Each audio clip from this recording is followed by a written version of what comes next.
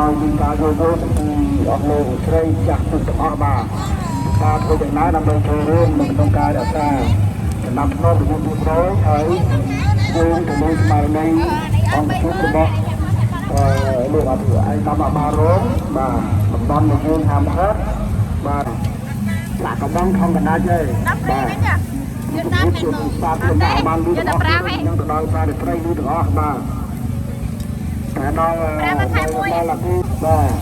គោលការណ៍បិទគ្រប់គឺបាទនឹងចប់ទាំងអស់គ្នាហើយហើយម្ដងទៅមួយចា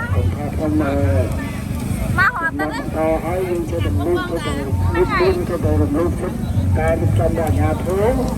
បាទគឺអាជ្ញាធរសម្រាប់បរិយាកាសរដ្ឋទទួលជាតិមានតាមហាមឃាត់បាទហើយបើយើងអត់ស្ដាប់ទៀតទេមិនស្ដាប់អាជ្ញាធរទេបាទអានឹងក៏វាជាប់ដែរមកអានេះក៏នៅក្រោមហ្នឹងបាទបើមិនយល់ទៅមិនយល់មក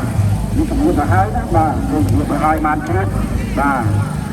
ហើយយើងខ្ញុំមកនិយាយលេងនេះបាទគ្រាន់តែពេលឲ្យបាទហើយប្រើប្រាស់កធំនៃការអនុញ្ញាតមករបស់គុណ